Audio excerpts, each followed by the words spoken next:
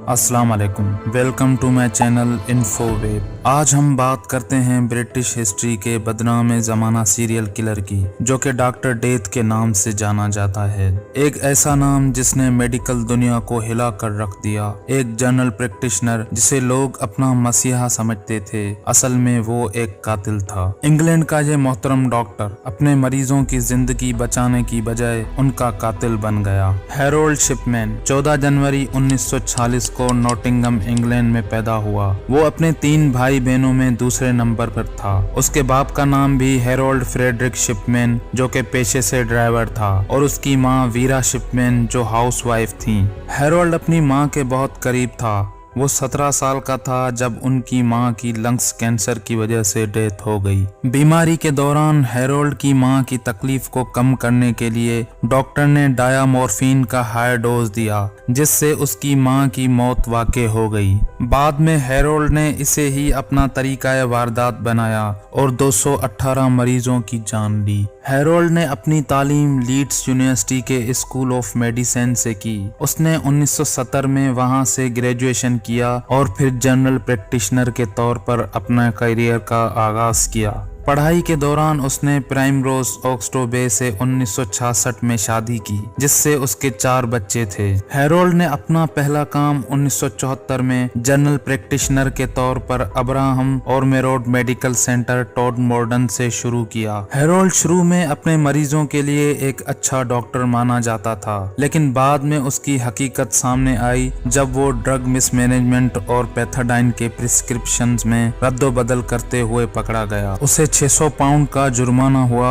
और कुछ अरसे के लिए रिहैब में भेजा गया। 1977 में उसने हाइड में डॉनीब्रूक मेडिकल सेंटर में एज ए जनरल प्रैक्टिशनर दोबारा अपने कैरियर का आगाज किया। 1993 तक हैरोल्ड ने डॉनीब्रूक मेडिकल सेंटर में काम किया और बाद में 21 मार्केट स्ट्रीट में खुद का क्लिनिक स्टार्ट किया। मार्च 1998 में डॉक्टर लिंडा रेनॉल्ड्स, जो के ब्रूक्स मेडिकल सेंटर में काम करती थी, उनको हैरोल्ड पर शक हुआ। उन्होंने अपनी तशवीश का इजहार जॉन पोलार्ड से किया, जो कि साउथ मैनचेस्टर डिस्ट्रिक्ट के कॉर्नर थे। कॉर्नर एक कानूनी ऑफिसर होता है जो किसी शख्स की मौत की असल वजह की जांच करता है।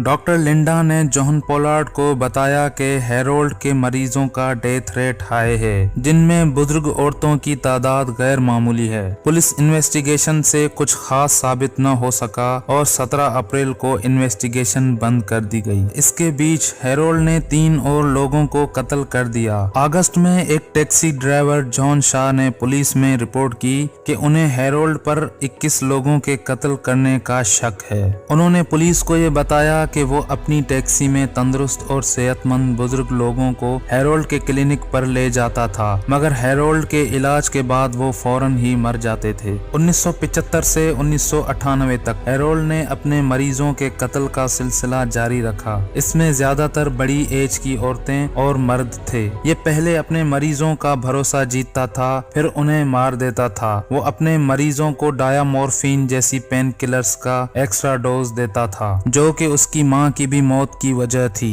डायामोर्फिन, जो कि ड्रग्स का एक सिंथेटिक फॉर्म है और एक पावरफुल पेन किलर है, ये मेडिकल पर्पस के लिए यूज होती है, खासकर सीवियर पेन को कंट्रोल करने के लिए, जैसे कि टर्मिनल कैंसर के पेशेंट्स के दर्द को कम करने के लिए। ये एक एडिक्टेड ड्रग है। अगर इसका ज्यादा डोज किसी को दिया जाए तो उसकी मौत हो सकती है। ये अपने मरीजों को मारने के बाद उनकी नेचुरल डेथ जाहिर करता था और जाली रिकॉर्ड्स बनाता था। लेकिन 1998 में एक former mayoress of Hyde, Kathleen Grundy के कत्ल के बाद हैरोल्ड के खिलाफ पहला सख्त एक्शन लिया गया। कैथलीन की मौत के बाद उनकी बेटी एंजिला वुडरूफ, जो कि पेशे से वकील थी, वो परेशान हो गई जब उनके साथी वकील ने उन्हें इन्फॉर्म किया कि कैथलीन ने एक वसीयत बनाई है, जिसमें उसने अपने बच्चों की बजाय हैरोल्ड के नाम 3,86,000 पाउंड किए हैं। वुडरूफ को इस बात पर शक हुआ और उसने पुलिस को रिपोर्ट की। पुलिस ने इन्वेस्टिगेशन शुरू की। इन्वेस्टिगेशन में कैथलीन की लाश को एक्सह्यूम किया गया और पोस्टमार्टम एग्जामिनेशन के दौरान दौरान डायामोर्फिन के ट्रेसेस पाए गए। इस तहकीकात ने हेरोल्ड के खिलाफ सीरियस चार्ज उठाने का रास्ता खोल दिया। इसके अलावा पुलिस ने हेरोल्ड के कंप्यूटर में मौजूद रिकॉर्ड्स को एग्जामिन किया, जिसमें उन्होंने हेरोल्ड के सस्पिशियस एक्टिविटीज को डिटेक्ट किया। हेरोल्ड के कंप्यूटराइज्ड मेडिकल जर्नल में लिखी गई एंट्रीज भी जांच के दौरान इस बात को साबित कर रही थी और इस तरह से हेरोल्ड की इलीगल एक्टिविटीज का पता चला। कैथलीन की डेथ इन्वेस्टिगेशन से हेरोल्ड के मरीजों की अमवात के पैटर्न का पता चला और बाद में उसे मल्टीपल मर्डर्स के चार्जेस में अरेस्ट किया गया। ट्रायल के दौरान प्रोसिक्यूशन ने हेरोल्ड के अगेंस्ट स्ट्रॉन्ग एविडेंसेस पेश किए, जिसमें उनके medical records, computerised journal entries और दूसरे फोरेंसिक एविडेंसेस शामिल थे। ट्रायल के बाद हेरोल्ड को 15 काउंट्स ऑफ मर्डर्स और 1 काउंट ऑफ फर्जरी पर गिल्टी पाया गया। उसे लाइफ इम्प्रिजनमेंट की सजा सुनाई गई, जिसमें वो कभी भी कंडीशनल रिलीज के लिए एलिजिबल नहीं होगा।